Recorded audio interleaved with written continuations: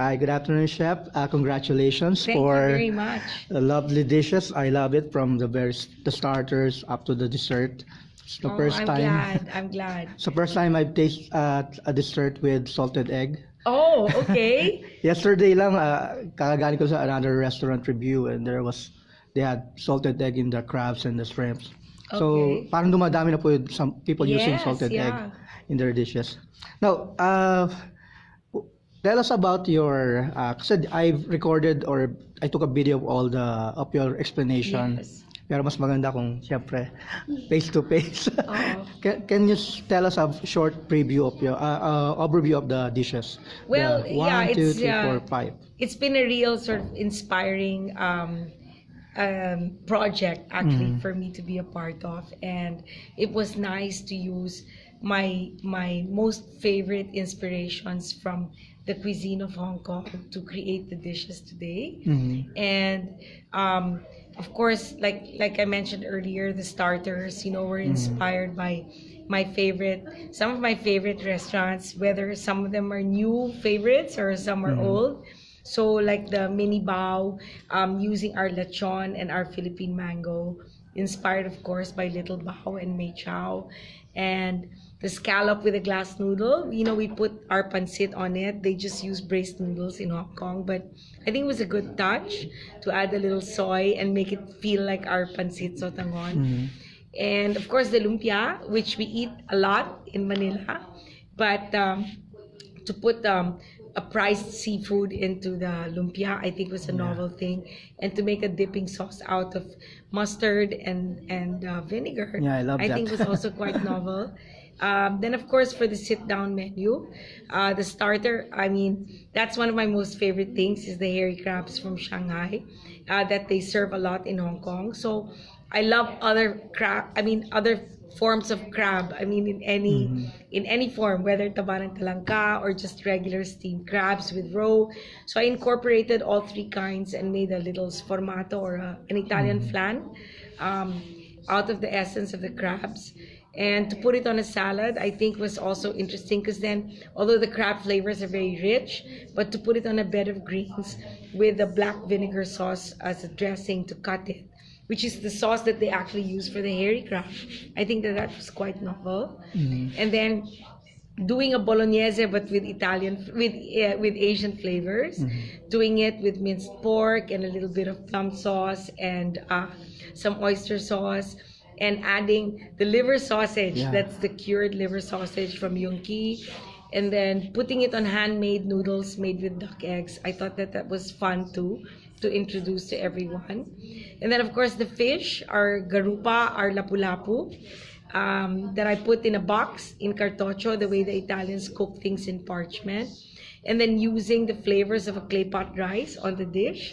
The cured, we had of course the salted duck, the preserved duck, the salted sausage, and then the pork belly that was also cured that you find on a clay pot rice. And then we made the tutong, or the crispy rice that comes in the bottom of a clay pot rice, into a cracker. And of course we served it also with some black rice on the side. The fish steamed a little bit in some Shaoxing wine before we pan grilled it. So that's also a very Hong Kong way of doing fish. And I thought that it was nice to combine the flavors of both the fish and the clay pot rice, which is one of my most favorite things. And then we did the beef as an adobo, but we braised it in Chinese ingredients, spices like 5 spice, Filipino chocolate, a little bit of wild cinnamon from Negros, a little plum sauce, and a little bit of Chinese vinegar, the way you would put in an adobo. And then with some Chinese barley on the side, which we call adlay in the Philippines, colored with a little bit of roselle flowers. And then a crispy calabasa flower just to add texture to the dish. Okay. And of course the dessert. Of course the dessert, the salted egg panna cotta, but showing off our Filipino salted egg as well, so that we can show that it also compares to the salted eggs of Hong Kong and Singapore. And the syrup was done with some natural cocoa syrup, fermented coconut syrup from the coconut tree in Davao. And then, of course, the sago honors the usual mango sago or melon sago that you get in Hong Kong. And we made a coffee tuile out of Barako coffee that looked a little bit like coral, of course, to honor Ocean Park, which is like an institution in Hong Kong. When my son was 8 years old, that was one of the first places that I visited him in, that I took him to visit. So it's also a very special place for me. It reminds me a lot about how Hong Kong has always been such a major part of not only my upbringing and my childhood, but my son's as well. So among the dishes, which one is the most challenging for you? And which one is your favorite? Well, I think the most challenging was probably the pasta, because it's very hard to keep pasta in its best form when you're serving it for a large number of people. But I think that the challenges kind of outweigh the joy I get from presenting all the 5 dishes that we did today. So is it passion or of course what it's passion. keeps you inspired? Well, I've been working with food for 30 years and I get inspiration from many places, whether my work with Italy, the Philippines, and now Hong Kong. And I guess it manifests in everything that I create. And the challenge to do this Hong Kong inspired menu was something new. And of course, new things always inspire me. So I think that it's a great thing to be able to be given these opportunities. Yun. Thank you, Chef. I don't have enough time. So one more question. Okay, one more question, Chef. So all the dishes that you serve here right now are your first time to serve, or Yes. first time to create. Yes. So specifically, what was the I call this? What's the length of time that you used to prepare for it? Was it Well, you can several ask weeks? Jennifer. It took us a while to get the menu to her, but I think once it clicks, the ideas kind of gel.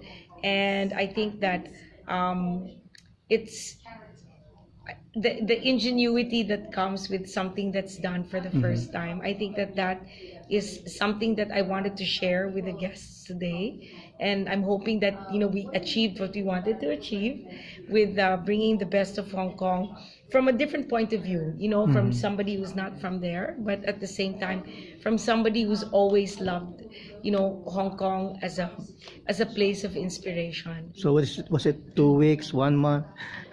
Was there a taste test? No, there were a few months where we were talking about it, but okay. I don't think there was a need for a taste test. Yeah, I think that They believe in you already. Yeah, the menu gelled like 2 weeks Full ago. trust. And They trusted you so much that they let you decide. Well, I think that they can sense how much I love the place, and they feel that.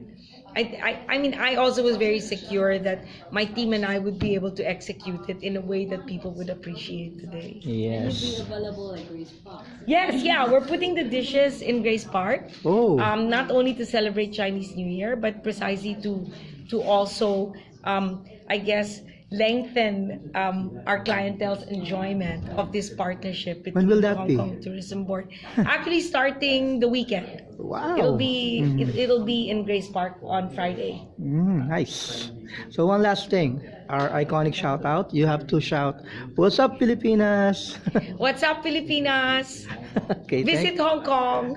Thank you.